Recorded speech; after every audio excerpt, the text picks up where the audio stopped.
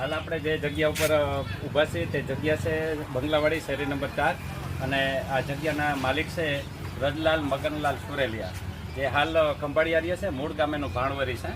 એને પોતાના જ અગાસી ઉપર બહુ સરસ ડેવલપ કર્યું છે. એક ગ્રીનહરી કહી શકાય એવું એક વાતાવરણ તેને ઊભું કર્યું છે. તો આવો આપણે એક એક વસ્તુ જોઈએ. આ છે ફૂલ માટે, આને લીલી કહેવામાં આવે છે. આ જ્યારે આમાં ખૂબ સરસ જુદી જુદી કલરના ફૂલો ખીલે છે ત્યારે આપણને એમ થાય કે આનાથી દૂર જવું નથી.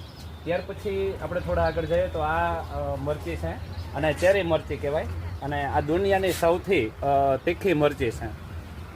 ખાસ કરીને આને વઘારમાં જ ઉપયોગ થાય છે.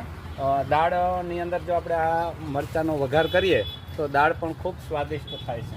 ત્યાર પછી આપણે જોઈએ તો આ ફુદીનો છે, જે ફુદીનાની અંદર ઘણા બધા પ્રકારો આવે છે. એમાં એક પ્રકાર ખાસ જેને સુગંધી ફુદીનો કહેવાય, એવો સરસ મજાનો ફુદીનો પણ એની પાસે છે.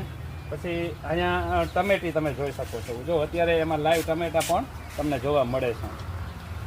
જે દેશી ટમેટા છે સ્વાદે ખાટા હોય, અને આને ખાસ કરીને ખૂબ ઓર્ગેનિક જ છે આ બધી વસ્તુ, કે જે આપણા શરીરમાં કોઈ નુકસાન ન કરે.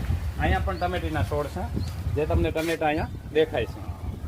ત્યાર પછી અહીંયા તમે જોશો તો ખાટી ભીંડી પણ જોવા મળશે. આ ખાટી ભીંડી છે, જેનો આપણે ચટણી બનાવવામાં ઉપયોગ થાય છે.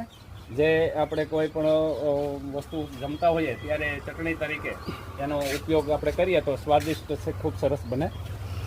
ત્યાર પછી અહીંયા તમે જોશો તો આ પણ સરસ મજાના કંઈક નવી જ વેરાયટી છે એની પાસે, જે આપણે એને ખાઈએ તો આપણું મોઢું છે એ આખું ચોખ્ખું થઈ જાય, મોઢામાં લાળ આવે અને શરીર માટે ખૂબ સારું છે.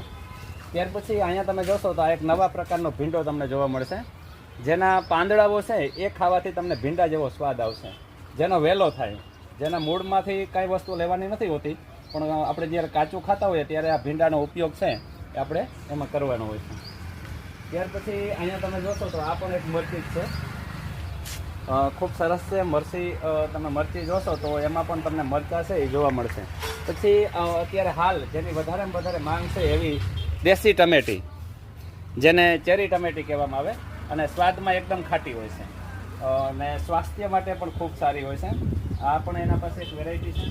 પછી આ બાજુ તમે ફરશો તો અહીંયા ખાસ કરીને એક ધાણા ભાજી, જે અહીં ક્યાંય જોવા નથી મળતી, પણ એના એ ભાઈ ખૂબ શોખીન છે, વ્રજલાલભાઈ, જેને બહારથી મગાવેલી છે.